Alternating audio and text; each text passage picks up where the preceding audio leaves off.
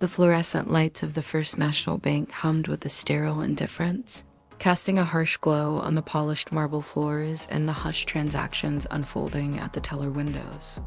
It was a Tuesday afternoon, usually a quiet time, but today, a low hum of tension vibrated near teller station 3. At the counter stood a man who seemed out of place in the crisp, corporate environment. His clothes, though clean, were worn, a faded denim jacket and jeans that had seen better days. His face, weathered by sun and time, was framed by a neatly trimmed, grizzled beard. But it was his eyes that held the most striking contrast, deep-set, intelligent, and carrying a quiet weariness that spoke of battles fought far from this air-conditioned sanctuary. Pinned to his jacket, almost as an afterthought, was a small, tarnished lapel pin, the emblem of a Purple Heart. His name was Sam Miller, and he was trying to cash his monthly disability check. "I'm sorry, sir, but this check appears to be irregular," the teller, a young woman named Brenda with an overly bright smile and perfectly coiffed hair, stated with a saccharine tone that barely masked her dismissiveness. She held the check between two manicured fingers, as if it might contaminate her. Sam sighed, a sound that seemed to carry the weight of decades. "It's my VA disability check, ma'am. It's always been like this. It's from the Department of Veterans Affairs." "Yes, I see that," Brenda said, her smile tightening. "But the signature? It's a stamp, not a wet signature. And the amount, it's quite large for a disability check, isn't it?" Her eyes flickered to the Purple Heart pin, then back to the check, a hint of suspicion entering her gaze. Sam's jaw tightened. He'd been through this before, but never with such overt skepticism. "Ma'am, I'm a disabled veteran. I served in Vietnam. This is how the VA issues these checks. The amount reflects my injuries." Brenda's eyes narrowed. "Vietnam, you say? And you have a Purple Heart?" Her tone was now openly challenging. "Sir, with all due respect, you don't look old enough to have served in Vietnam and have a Purple Heart. Those were quite a long time ago." Sam, who was in his late 60s, felt a familiar wave of exhaustion wash over him. The invisible wounds of war were often harder to bear than the visible ones, especially when confronted by ignorance. "I was 18 when I enlisted," he said, his voice low, a tremor of suppressed anger in it. "And yes, I earned this." He tapped the pin. "Look, I'm just saying," Brenda continued, her voice rising slightly, attracting the attention of other customers and a stern-faced bank manager, Mr. Henderson, who was now approaching. "There's a lot of fraud these days. People pretending to be veterans, trying to cash fake checks. And frankly, sir, you don't quite fit the profile." "Profile?" Sam's voice, though still quiet, now carried an edge of steel. "What exactly is the profile of a veteran, ma'am? Someone who looks like they just stepped out of a recruiting poster? Someone who hasn't seen the things I've seen, done the things I've done." Mr. Henderson, a man whose suit seemed to be permanently starched into an expression of disapproval, arrived at the counter. "Is there a problem here, Brenda?" he asked, his voice clipped. "Yes, Mr. Henderson," Brenda said, her voice regaining its sugary sweetness as she deferred to authority. "This gentleman is attempting to cash a large VA check, but it appears suspicious. And he claims to be a Vietnam veteran with a Purple Heart, but I'm just not convinced." Mr. Henderson looked at Sam, his gaze sweeping over Sam's worn clothes, then lingering on the Purple Heart pin with a dismissive sniff. "Sir, we take fraud very seriously here. If this check is indeed legitimate, you'll need to provide more substantial identification, perhaps a military ID, or a letter from the Department of Veterans Affairs confirming your status and the nature of your disability." Sam felt his blood pressure rise. He rarely lost his temper, but this was a direct assault on his honor, on his very identity. "I have my driver's license, my social security card, and this check from the VA," he said, his voice now a low growl. That's all I've ever needed. And that's all you'll get, sir, Mr. Henderson said, his voice hardening. We cannot process this check without further verification. And frankly, your demeanor is not helping your case. My demeanor? Sam scoffed, a bitter laugh escaping him. My demeanor is the result of being accused of being a liar and a fraud by people who wouldn't he know a real veteran if he stood right in front of them. The small scene had now drawn the attention of several customers, some casting sympathetic glances at Sam, others looking away uncomfortably. A few whispered amongst themselves, their words indistinct, but their judgmental tones clear. Sir, I'm going to have to ask you to lower your voice, or I'll be forced to call security, Mr. Henderson threatened, his hand hovering over a button on his desk. Just as Sam was about to retort, a new voice, deep and resonant, cut through the tense atmosphere. What in the blazes is going on here? The voice belonged to a man who had just entered the bank, a figure of imposing presence. He was tall, with a ramrod straight posture that belied his age, and a full head of silver hair that gleamed under the fluorescent lights. He wore a perfectly tailored suit, but it was the subtle details that truly commanded attention. A discreet lapel pin of a 4-star general, and an aura of quiet authority that filled the room. His eyes, a piercing blue, swept over the scene, landing first on the agitated Sam, then on the smug Mr. Henderson and the flustered Brenda. General Maxwell Max Thorne. Max had just finished a meeting with the city's mayor regarding a new veterans outreach program, and had stopped by the bank to make a quick deposit. He recognized the tone of voice, the look on Sam's face. He'd seen it countless times in the eyes of his fellow soldiers, the quiet fury of a man whose honor was being questioned. He strode purposefully towards Teller Station 3, his steps echoing on the marble. Everyone in his path instinctively moved aside. General Thorne.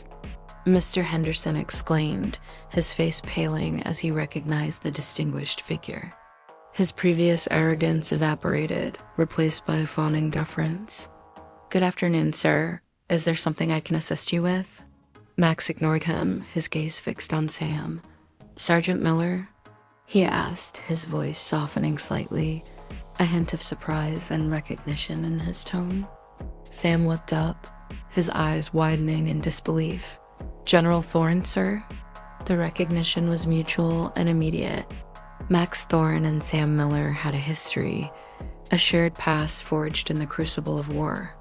Max had been a young captain, Sam a seasoned sergeant, during some of the fiercest fighting in Vietnam. Sam had, on more than one occasion, saved Max's life, and Max had never forgotten it. What are you doing here, Sergeant? Max asked, his voice still calm, but his eyes now blazing with an intensity that made Mr. Henderson visibly shrink. I was trying to cash my disability check, sir, Sam replied, a bitter smile touching his lips. But apparently I don't fit the profile of a veteran, and my Purple Heart isn't enough. Max's gaze snapped to Brenda, then to Mr. Henderson, his blue eyes turning to chips of ice. Is that so? He asked, his voice dangerously quiet. You accuse Sergeant Miller, a decorated combat veteran, of being a fraud? Mr. Henderson stammered, his face now a sickly shade of green. No, General, not exactly. We have procedures. We need to verify large checks, especially with the current climate. He gestured vaguely. The current climate? Max scoffed, a sound that made the air crackle. The only climate I see here is one of disrespect and ignorance. Do you have any idea who this man is? He turned to the stunned customers, his voice booming, filling the entire bank. This man, Sergeant Samuel Miller, is a hero. He served this nation with unparalleled bravery and distinction. He fought in the jungles of Vietnam, endured unimaginable hardships, and bears the scars, both visible and invisible, of his sacrifice. He pointed a finger at the Purple Heart pin. This young lady, he said, addressing Brenda, his voice laced with scorn, is not a fashion accessory. It is a badge of honor earned with blood and sacrifice. It signifies a wound sustained in combat, a testament to courage in the face of death. And to question its legitimacy or the legitimacy of the man wearing it is an insult of the highest order. Brenda's face was now a blotchy red, her perfectly coiffed hair seeming to wilt under the force of Max's fury. Max then turned back to Mr. Henderson. And you, Mr. Henderson. As a bank manager, I would expect you to uphold a certain level of professionalism and respect. Instead, you have allowed your employee to publicly humiliate a man who has given more to this country than you could ever comprehend. He paused, his chest heaving slightly. The entire bank was silent, every eye fixed on the general. Sergeant Miller, Max continued, his voice softening once more as he addressed Sam, is a recipient of the Distinguished Service Cross, the Silver Star, and 3 Purple Hearts. He led a platoon through hell and back, saved countless lives, and was instrumental in several key operations that turned the tide in our favor. He is a living legend among those who served. A ripple of awe went through the bank. People began to whisper, their previous judgmental murmurs replaced by gasps of admiration. Max then turned back to Mr. Henderson, his voice regaining its steel. Now, Mr. Henderson, I suggest you immediately apologize to Sergeant Miller, process his check without further delay, and ensure that every single one of your employees understands the meaning of respect for our veterans. Otherwise, I assure you, this bank will face a public relations nightmare the likes of which you have never seen. Mr. Henderson, his face ashen, stumbled forward. Sergeant Miller, I'm so incredibly sorry. Please accept my sincerest apologies. Brenda, apologize to the sergeant immediately. Brenda, her eyes wide with fear, stammered, I'm so sorry, sir. I didn't know. Sam looked at them, his anger slowly receding, replaced by a weary sense of vindication. Apology accepted, he said, his voice still gruff, but without malice. Now, process his check, Max commanded, his voice leaving no room for argument. Brenda, trembling, quickly took the check and processed it, her fingers fumbling with the keys. Within minutes, the cash was counted out and handed to Sam. Thank you, ma'am, Sam said, taking the money. Max put a hand on Sam's shoulder. Sergeant, it's been too long. What are you doing these days? Sam managed a small smile. Just trying to get by, General. Things are tough. I understand, Max said, his gaze filled with empathy. Listen, I'm working on a new initiative with the VA helping veterans find stable housing and employment. We could use someone with your experience, your leadership. Would you be interested? Sam's eyes widened. Sir, I don't know. I've been out of the loop for a long time. That's precisely why we need you, Sergeant, Max said, a genuine smile gracing his lips. Your perspective, your resilience. We need men like you to guide the next generation. Come to my office tomorrow morning, we'll talk. He handed Sam a business card. Sam looked at the card, then at Max, a flicker of hope igniting in his weary eyes. Yes, sir, I'll be there. As Max and Sam walked towards the exit, the bank customers, who had been silently observing the entire exchange, began to applaud. It started as a hesitant clap, then grew into a resounding ovation, a spontaneous outpouring of respect and admiration. Sam, who had spent years feeling invisible, forgotten, and dismissed, felt a warmth spread through him, a feeling he hadn't experienced in decades. He looked at the faces around him, no longer judgmental, but filled with genuine appreciation. Outside the bank, the crisp city air felt different, lighter. Thank you, Max, Sam said, his voice thick with emotion. You didn't have to do that. Nonsense, Sergeant, Max replied, clapping him on the back. It was my honor. Besides, it's about time someone reminded these people what true service looks like. And it's about time you got the respect you deserve. The story of Sam Miller and General Max Thorne quickly spread beyond the bank. A customer, moved by the general's defense of Sam, had recorded the entire incident on their phone and uploaded it to social media. Within hours, the video went viral. News outlets picked up the story, highlighting the plight of homeless veterans and the importance of recognizing their sacrifices. The First National Bank issued a public apology, pledging to implement mandatory sensitivity training for all employees and to establish a fund to support local veterans charities. Mr. Henderson was quietly reassigned, and Brenda was given a stern warning and required to undergo extensive training. For Sam, life began to change. His meeting with General Thorne led to a position as a mentor and outreach coordinator for the new veterans program. His experience, his quiet strength, and his unwavering integrity made him an invaluable asset. He found purpose again, helping other veterans navigate the challenges of civilian life, ensuring that no one else had to endure the humiliation he had faced. He found stable housing, reconnected with distant family members, and slowly, painstakingly, began to heal the invisible wounds that had plagued him for so long. The nightmares didn't disappear entirely, but they became less frequent, less intense. He found solace in helping others, and knowing that his struggles could pave the way for a better future for his fellow veterans.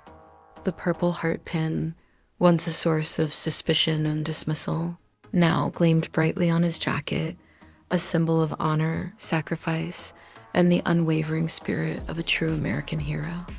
And whenever he walked into a bank or any public place, he no longer felt invisible. He was Sam Miller, a veteran, a survivor, and a man who had finally found his place in a world that had once seemed to have forgotten him.